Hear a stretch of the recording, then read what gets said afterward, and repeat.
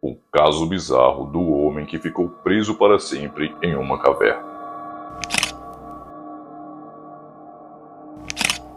John Edward, a pessoa central dessa história.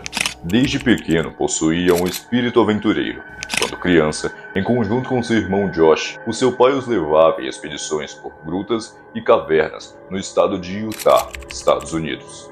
Ao passar dos anos, com as ocupações da vida adulta, John acabou deixando as explorações em família de lado. Aos 26 anos, ele já estava casado, tinha um filho de 1 ano de idade e cursava medicina. Em 24 de novembro de 2009, John decidiu regressar às suas raízes para comemorar o Dia de Ação de Graças. Lá, ele organizou uma exploração junto de seu irmão e um grupo de amigos, a caverna Nut Punch, localizada a 90 km de Salt Lake City, capital de Utah. No começo, tudo saiu como planejado. O grupo explorava o subterrâneo da caverna, um território conhecido como o Grande Escorregador. No entanto, eles acabaram se separando após se deparar com uma área de difícil acesso. Mas o John, já com diversas experiências em explorações, decidiu investigar uma área conhecida como o Canal do Nascimento, que já era famosa entre pesquisadores científicos. Adiante, ele encontrou uma entrada extremamente estreita, mas isso não o impediu de prosseguir. Ao adentrar o caminho estreito, John teve que se rastejar para conseguir ultrapassar a passagem. Porém, tempos depois, ao chegar em uma área mais ampla, John percebeu que não seria possível voltar pelo mesmo caminho. Então, decidiu seguir em frente, sem sequer imaginar o que o aguardava.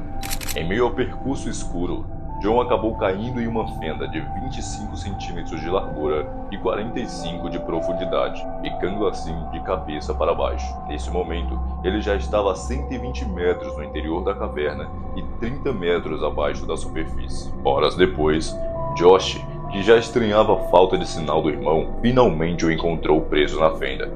Ele tentou ajudá-lo puxando pelos pés, mas não obteve sucesso. E então, o resgate foi acionado. Mas o local onde John estava dificultou muito o acesso da equipe de socorro. Quase 4 horas após ter caído na fenda, a saúde de John piorava a cada minuto por conta do tempo em que ele passou de cabeça para baixo. Além disso, o seu porte físico, de 1,80 de altura e 86 quilos, tornava a tarefa do resgate muito difícil, o que necessitaria talvez de uma equipe de mais de 50 socorristas. O plano de salvamento seria amarrar os pés de John a um cabo de ferro, erguendo ele através de um mecanismo. Segundo a polícia, eles estiveram realmente próximos de salvar a vida do rapaz, chegando até a conseguir passar água e alimentos para ele.